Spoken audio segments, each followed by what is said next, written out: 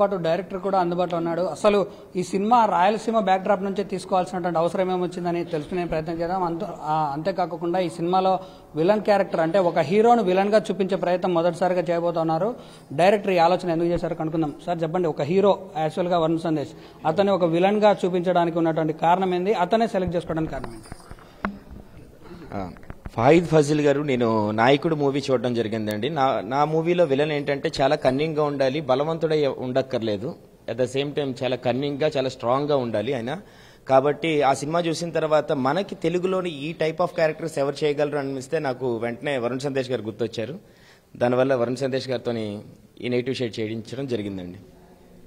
ఇప్పుడు రాయలసీమకే సంబంధించి ఇక్కడ ఉన్నటువంటి షార్ట్స్ కానీ లేదంటే ఏదైనా ప్లేసెస్ కానీ స్పెసిఫిక్గా మీరు ఈ మూవీలో ఏమైనా చూపించారా? మొత్తానికి ఈ సినిమా ద్వారా మీరు ప్రేక్షకులకు ఇచ్చే సందేశం ఎలా ఉండబోతుంది?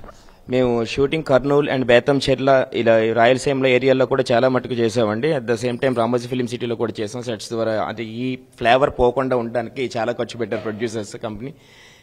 And at the same time ఇంకో క్వశ్చన్ అడిగారు ఏంటండి, అంటే రాయలసీమకు సంబంధించి ప్లేసెస్ అన్నీ ఓకే, బట్ ఫైనల్గా ఈ మూవీ ద్వారా ప్రేక్షకులకు మీరు ఇచ్చే మెసేజ్ ఏంటి?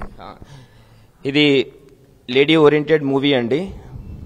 రాచరికం అనేది 1970s నుంచి 2004లోని ఈ మూవీ ఎండ్ అవబోతుంది. కథ అంతా 30 years స్పాన్లోనే జరగబోతుంది అనమాట. ప్రతి ఒక్కరు ఈ సినిమా చూడండి. ఆడవారికి మాత్రం ఖచ్చితంగా నచ్చుతుంది.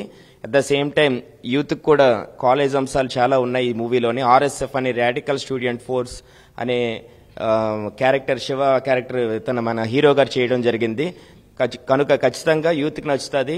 At the same time action lovers కూడా ఈ మూవీలోని విజయ రామరాజు గారు విలన్ గా చేశారు. ఆయన కూడా యాక్షన్ లవర్స్ కూడా ఈ సినిమా ఖచ్చితంగా నచ్చుతుంది. అన్ని దీంట్లోని కుదిరాయి. కాబట్టి మా సినిమాని చూసి January 31st ఆదరిస్తారని కోరుకుంటున్నాను. Thank you sir.